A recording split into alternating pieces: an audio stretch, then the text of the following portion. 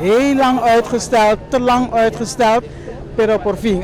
Ano passado nós celebramos aniversário de ouro, pero para motivo logístico, idade, saúde, nós não alogra.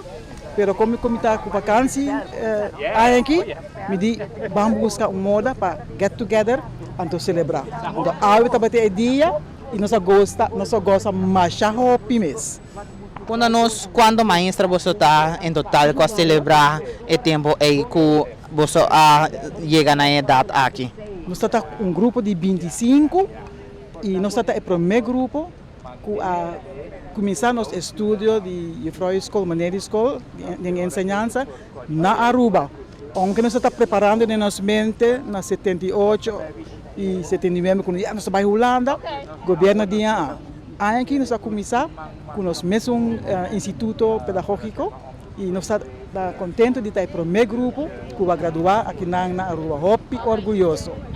Senhora, quando nós com a celebração, o que você faz durante a tarde aqui, Hopi Bonita? Durante a celebração, nós ponemos cabeça juntos, o que nós podemos fazer, que está laagdrempelig, para toda gente que já nós está 70 e pico anos. E a mim mesmo gosta de trem que está correndo em Caia Grande, me diz, vamos se me pôr na toda gente entusiasma e alogra. Pero lastimamente, por motivo de saúde, par de nós não pode estar aqui não, de trem, pero aqui meia hora nós seguimos a celebração na sítio mais leuk mesmo, o toda gente por si está tranquilo e gosta de nossa companhia, gosta de natureza, gosta de 50 anos, 51 anos, de saúde e nós agradecemos, Senhor, PC.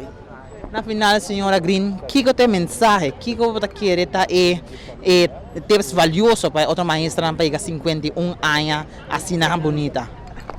Sirve com o coração, sirve para o povo, maneira de ajudar o povo, sirve para sobre educar, ajudar de terra, para também virar gente grande em nossa comunidade. Está dando nos orgulho, nós quero na avião, na banco, oficina de doctor, para que nós mesmos assim na escola e tem hobby de nós, que abrir a Freud School, para sobre na Augusta, moda que nós assim nós. E certo do nosso hobby orgulho, nós hobby agradecido.